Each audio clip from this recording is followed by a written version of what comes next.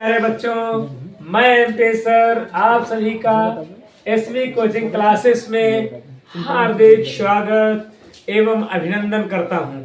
आज हम लोग पढ़ेंगे कक्षा 10 में संकलित जीवन सूत्राणी। और जीवन सूत्राणी में 10 श्लोक दिए गए हैं। इन 10 श्लोकों में से एक ना एक श्लोक बोर्ड परीक्षा में प्रत्येक वर्ष हर साल पूछा जाता है, जिसके लिए 10 अंक निर्धारित होते हैं। अब 10 अंक में आपका एक रहेगा संदर्भ, प्रसंग और व्याख्या। लेकिन उसके पहले हम देखेंगे क्या कि ये जो संस्कृत भाग दिया गया है संदर्भ, प्रसंग, व्याख्या, तो इसमें हम आप सभी लोग यक्ष और युधिष्ठिर का जो संवाद हुआ है, यक्ष ने युधिष्ठिर से प्रश्न पूछे हैं और युधिष्ठिर जी ने यक्ष द्वारा पूछे गए प्रश्नों का उत्तर बहुत ही ध्यान पूर्वक दिया गया है, जिसको हम कक्षा 10 में संकलित जीवन सूत्राणी के नाम से जानते हैं। तो बच्चों देखते हैं पहला श्लोक है कि किंसविद गुरुत्रम भूमे किंसविद उच्चतरम चाखात किंसविद शीघ्रतरम वातात किंसविद बहुतरम तृणात। यानी किंसविद मीन्स कौन, गुरुत्रम मीन्स महान, बड़ा, भारी, और भूमे मीन्स पृथ्वी। फिर किंसविद कौन, उच्चतरम मीन्स ऊंचा, चा मीन्स और खात मीन्स आकाश। फिर दूसरे में है किंसविद कौन, शीघ्रतरम मीन्स शीघ्र चलने वाला, तेज चलने वाला, जल्दी चलने वाला, और वातात मीन्स वायु, हवा। फिर किंसविद कौन, बहुतृणम मीन्स तिनकों से, घास फूस से भी अधिक, और तृणात मीन्स जलाने वाला। तो ये 4 प्रश्न हैं। यानी युधिष्ठिर से यक्ष ने पूछा कि पृथ्वी से बड़ा कौन है, आकाश से ऊंचा कौन है, वायु से भी अधिक तेज चलने वाला कौन है, और कहता है घास फूस तिनकों से भी अधिक जलाने वाला कौन है। ये 4 प्रश्न पहले श्लोक में यक्ष ने युधिष्ठिर से कर दिया। अब युधिष्ठिर जी दूसरे श्लोक में यक्ष द्वारा पूछे गए चारों प्रश्नों के उत्तर देखते हैं। तो दूसरा श्लोक देखिए कि माता गुरुत्रा भूमि खात पितो उच्चर स्थिता मनः शीघ्रतरम वातात चिंता बहुतरी तृणात। युधिष्ठिर जी ने कहा कि पृथ्वी से बड़ी हमारी जन्म देने वाली माता है और आकाश से ऊंचा हमारा पिता है, तथा वायु से भी अधिक तेज चलने वाला हमारा मन है, और घास फूस से भी अधिक जलाने वाली चिंता है। ये दूसरे श्लोक में जब यक्ष के प्रश्नों का युधिष्ठिर जी ने बड़े धैर्य के साथ उत्तर दे दिया, जवाब दे दिया, तो यक्ष ने फिर तीसरे श्लोक में फिर प्रश्न कर दिया। और देखिए क्या करते हैं, तीसरे श्लोक को पढ़ते हैं कि किंसविद परवस्तु मित्रम किंसविन मित्रम गृहे सता आतुरस चा किम मित्रम किंसविद मित्रम मरिष्यता। किंसविद मीन्स कौन, परवस्तु मीन्स प्रदेश में, विदेश में रहने वाले का, मित्रम मीन्स मित्र। फिर अगला है किंसविद कौन, मित्रम मीन्स मित्र, ग्रह मीन्स घर में, सता मीन्स रहने वाले का। दूसरे आतुरस माने रोगी, मरीज, बीमार। आतुरस्य किम मित्रम, रोगी का मित्र कौन है? किंसविन मित्रम मर्ष्यता, और मरने वाले का मित्र कौन है? तो ये 4 प्रश्न यक्ष ने फिर युधिष्ठिर से कर दिया कि विदेश में या प्रदेश में रहने वाले का मित्र कौन है, घर में रहने वाले का मित्र कौन है, और रोगी का मित्र कौन है, तथा मरने वाले का मित्र कौन है। ये तीसरे श्लोक में यक्ष ने फिर प्रश्न कर दिया युधिष्ठिर से। तो युधिष्ठिर जी ने चौथे श्लोक में जवाब दिया, लेकिन मैंने बोर्ड पर 3 श्लोक तक लिखे हैं। देखते हैं जिन बच्चों की समझ में भी ना आया हो तो देखते हैं। सबसे पहले हम लोग कोई भी व्याख्या करेंगे तो उसके लिए एक हेडिंग डालेंगे संदर्भ, दूसरी हेडिंग डालेंगे प्रसंग, और तीसरी हेडिंग डालेंगे व्याख्या। तो देखो मैंने पहला श्लोक किंसविद गुरुत्तरम और डॉट डॉट करके बहुत ऋणार्थ कर दिया है। अब उसमें हम लिखेंगे संदर्भ कैसे लिखा जाता है। हेडिंग डाल दिया संदर्भ। प्रस्तुत श्लोक हमारी पाठ्य पुस्तक हिंदी के संस्कृत खंड में संकलित जीवन सूत्राणी नामक पाठ से अवतरित है। क्योंकि ये संस्कृत है, इसमें कोई लेखक रचयिता होता नहीं है, बस केवल यही तक लिख देंगे अवतरित है तक। अगर काव्य होता, गद्य होता तो इसके रचयिता हैं, इसके लेखक हैं, तो उस कवि का, उस लेखक का भी नाम लिखते। लेकिन संस्कृत में कोई रचयिता, कोई लेखक नहीं है, तो केवल यहीं पे लिखेंगे अवतरित है। अब दूसरी हेडिंग डालेंगे प्रसंग। प्रसंग का मतलब ये होता है कि इस पाठ में, इस पद में किसके बारे में वर्णन किया गया, किसके बारे में बताया गया है, किसके बारे में बातचीत हुई है, उसको हम बोलते हैं प्रसंग। तो प्रसंग में देखते हैं, हेडिंग डालिए।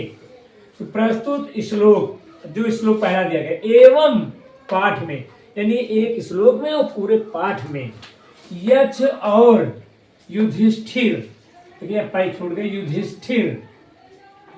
युधिष्ठिर के संवाद का वर्णन किया गया। यानी यक्ष ने युधिष्ठिर से प्रश्न पूछे हैं और युधिष्ठिर जी ने बड़े ही धैर्य और बुद्धिमानी के साथ यक्ष के प्रश्नों का उत्तर दिया। दोनों लोगों की बातों का डिस्कशन किया गया है।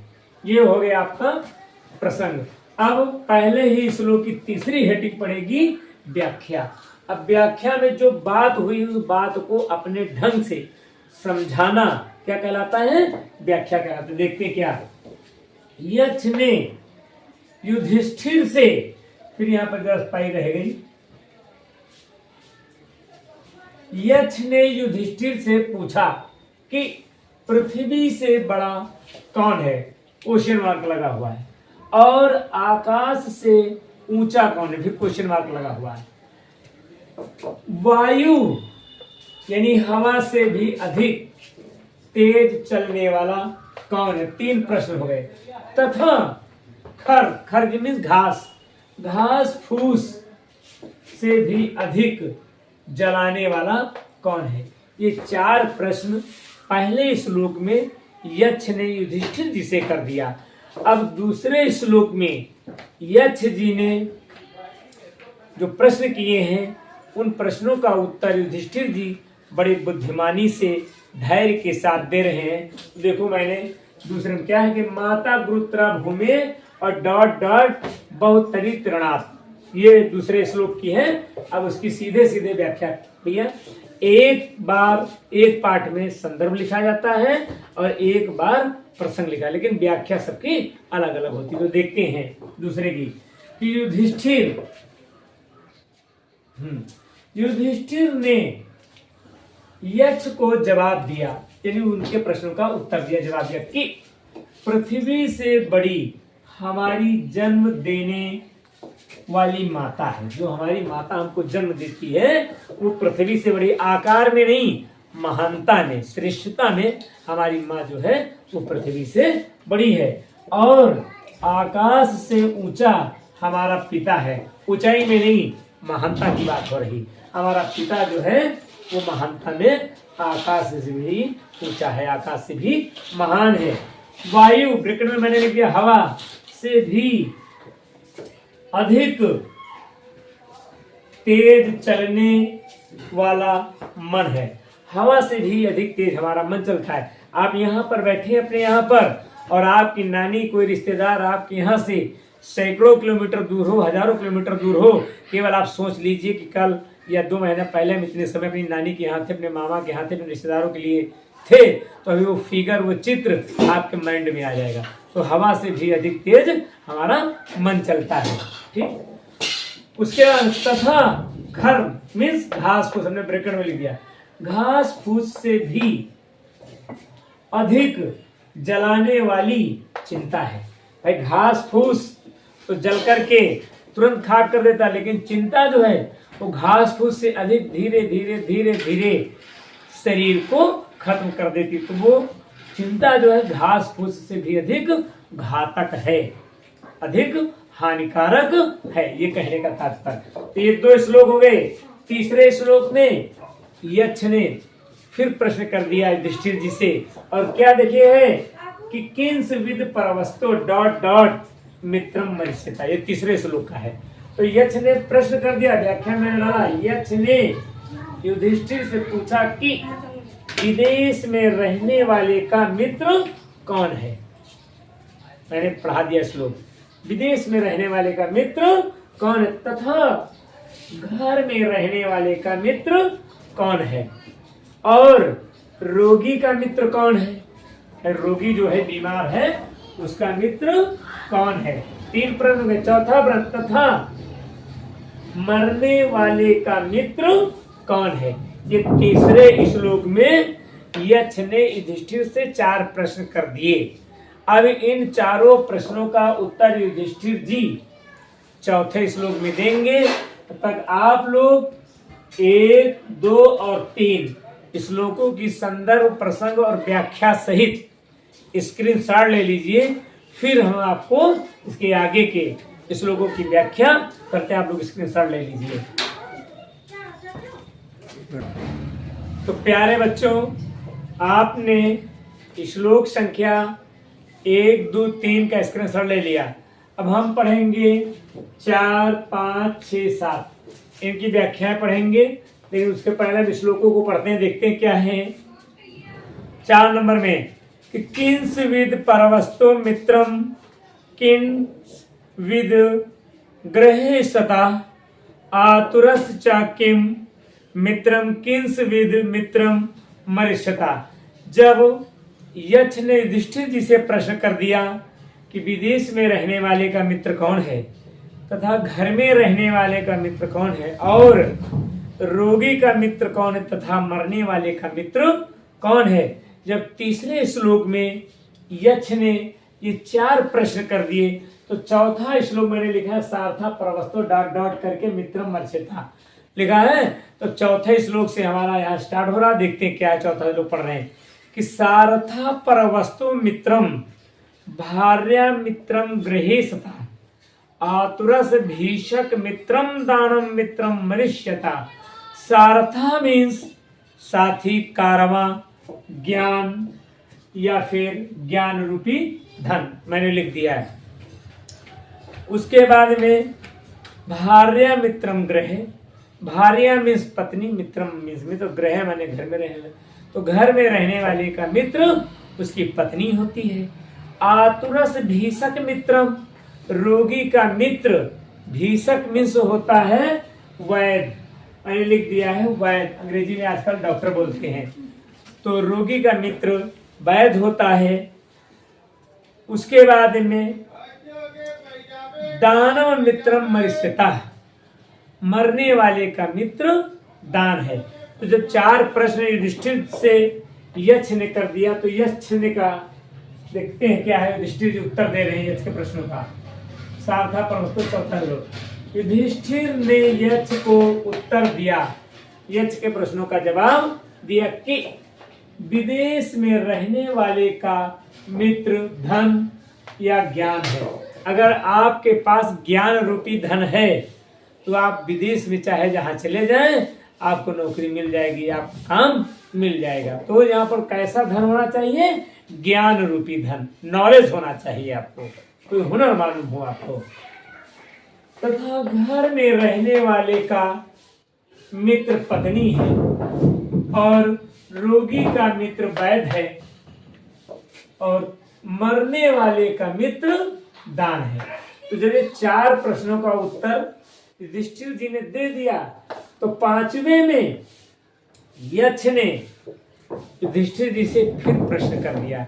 और क्या प्रश्न करता है कि किंस विद एक पदम धम्मे, किंस विद एक पदम यशः, किंस विद पदम स्वर्ग, किंस विद एक पदम सुखम। किंस विद मीन्स क्या है और धम्म मीन्स धर्म का, धर्म का एक मुख्य आधार क्या है या धर्म का एक मुख्य स्थान क्या है। फिर दूसरा प्रश्न, यश का मुख्य आधार क्या है या यश का मुख्य स्थान क्या है। 5वें में दूसरी लाइन, किंस विद एक पदम स्वर्ग, स्वर्ग का मुख्य आधार क्या है या स्वर्ग का मुख्य स्थान क्या है। किंस विद एक पदम सुखम, और सुख का एक मुख्य आधार क्या है या स्वर्ग का एक मुख्य स्थान क्या है।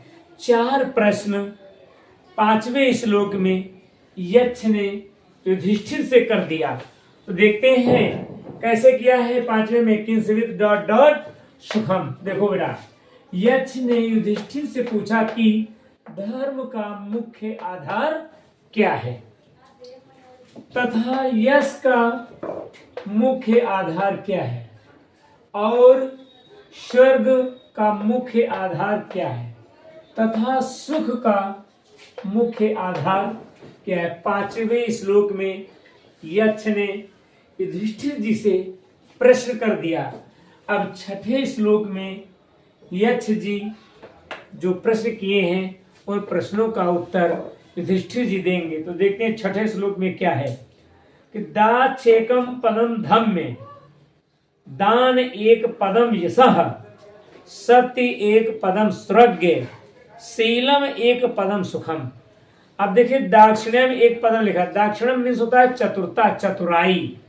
चतुराई धर्म का एक मुख्य आधार है, एक मुख्य पद है।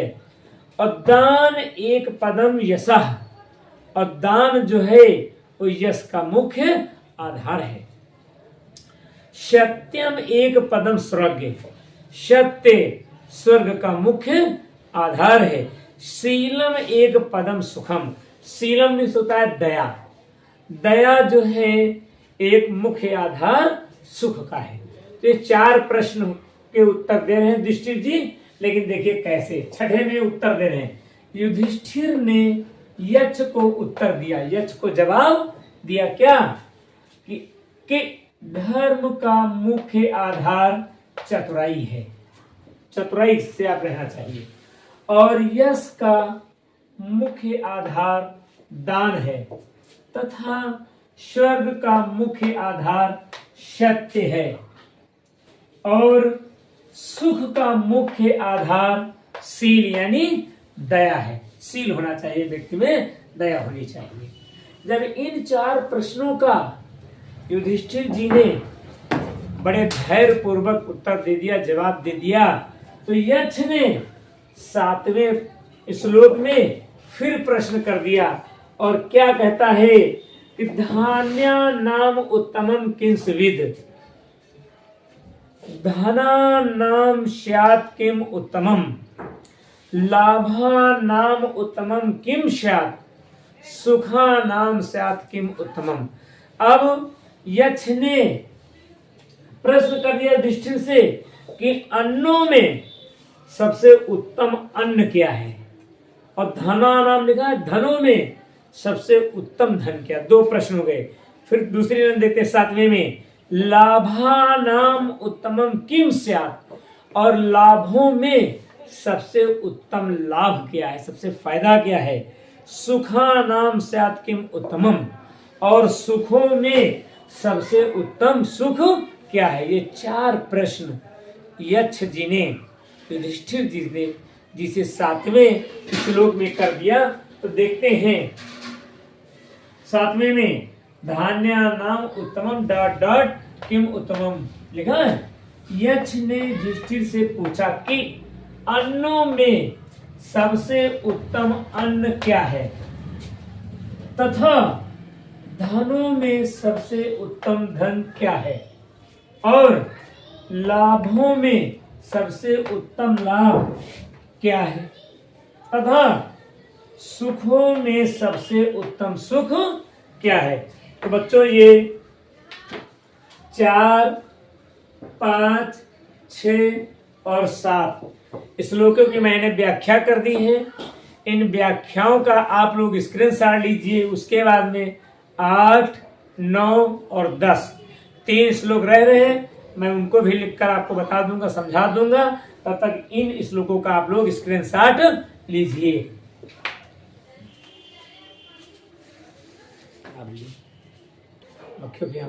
हाँ बच्चों, आप लोगों ने श्लोक 7 तक का स्क्रीनशॉट ले लिया और पढ़ा। अब 8वें श्लोक में युधिष्ठिर जी जो हैं वो यक्ष के प्रश्नों का उत्तर देते हुए कहते हैं, देखो भाई क्या है 8 नंबर में कि धान्यानाम उत्तमम दाक्ष्यम धनानाम उत्तमम स्तुतम लाभानाम श्रेयम आयोग्यम सुखानाम तुष्टि उत्तमा।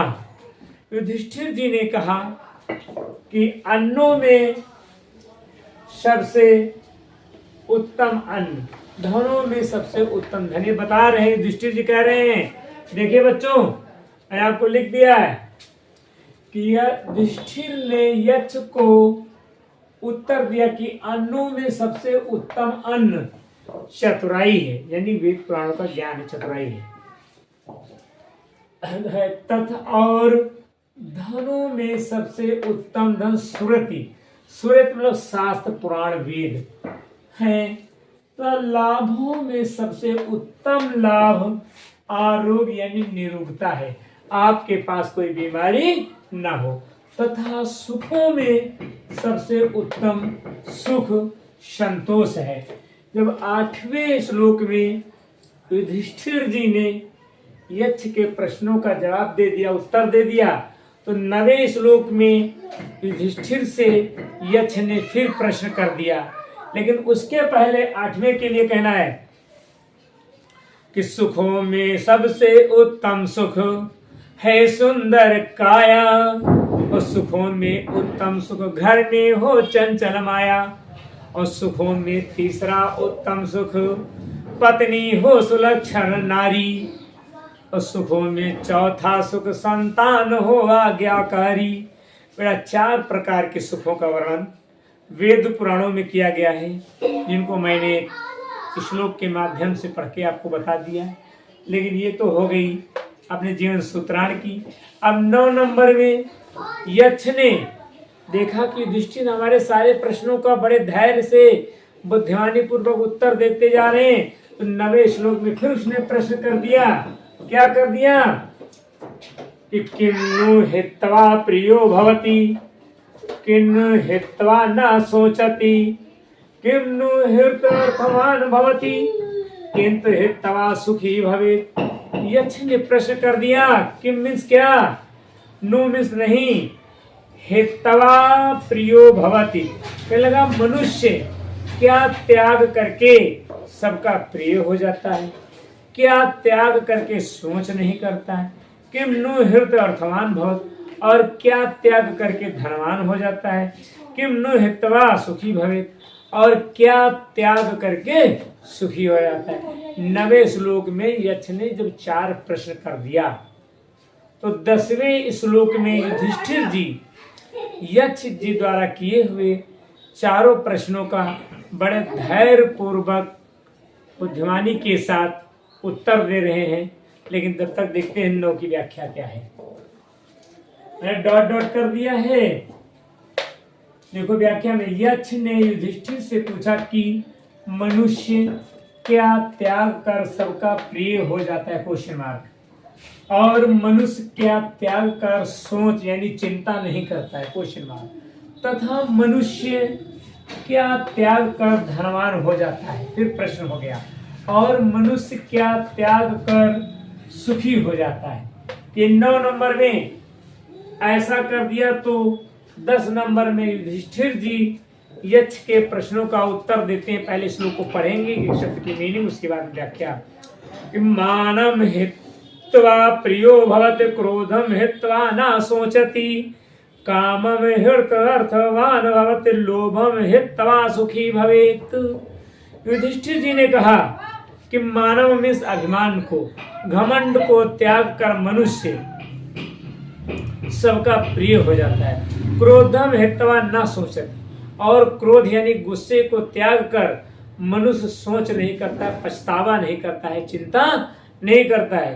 कामम हित्वार्थ अर्थवान भवति, कामम माने इच्छाएं, इच्छाओं को त्याग कर मनुष्य धनवान हो जाता है। लोभम हित्वा सुखी भवेत, लोभम मीन्स लालच, और लालच को त्याग कर मनुष्य सुखी हो जाता है। तो देखते हैं जो मैंने बताया इसकी व्याख्या। 10 नंबर में मानव हित्वा डॉट डॉट सुखी भवेत। देखते क्या है। युधिष्ठिर ने यक्ष को उत्तर दिया कि मनुष्य अभिमान यानी घमंड को त्याग कर सबका प्रिय हो जाता है। मनुष्य क्रोध यानी गुस्सा को त्याग कर सोच यानी चिंता नहीं करता है। कामम यानी इच्छाएं, जो मन की इच्छाएं हैं, इच्छाएं त्याग कर मनुष्य धनवान हो जाता है। और मनुष्य लोभ यानी लालच को त्याग कर सुखी हो जाता है। तो बच्चों ये थे जीवन सूत्राण के 10 श्लोकों की संदर्भ प्रसंग सहित व्याख्या, जो आपके यूपी बोर्ड में बहुत ही पूछे जाते हैं। ये परीक्षा की दृष्टि से वेरी इंपॉर्टेंट पाठ है, अति महत्वपूर्ण पाठ है। इसलिए बच्चों आप सभी से कहना कि इस पाठ को आप ठीक ढंग से तैयार कर लें, याद कर लें। और मैंने बहुत ही सरल भाषा में आप लोगों को समझाने का प्रयास किया है। इन प्रश्नों का आप लोग स्क्रीनशॉट ले लीजिए। उसके बाद में मैं इसी पाठ के कुछ प्रश्न और कुछ महत्वपूर्ण अनुवाद जो हिंदी से संस्कृत बनाना है, उनकी भी मैं आप लोगों के सामने वीडियो बना दूंगा। बस आप लोगों से इतना कहना है कि यदि ये हमारा एसबी कोचिंग क्लासेस आपको अच्छी सुविधाएं प्रदान कर रहा है पढ़ने के लिए, जीवन में उन्नति करने के लिए, तो हमारे एसबी कोचिंग क्लासेस को आप लोग ज़्यादा से ज़्यादा शेयर करें, लाइक करें, सब्सक्राइब करें, ताकि हमारे रोज़ के बनने वाले नए वीडियो, ज्ञानवर्धक वीडियो आप लोगों तक पहुंच सकें। आपके मित्र रिश्तेदार इन वीडियो को देख करके, इनसे पढ़ करके अपने जीवन में दिन प्रतिदिन उन्नति करें। इन्हीं शुभकामनाओं के साथ मैं एमपी सर आप लोगों से विदा लेता हूं, और ये आप लोगों को आशीर्वाद देता हूं कि ईश्वर आप सभी का कल्याण करे। जय हिंद, जय भारत।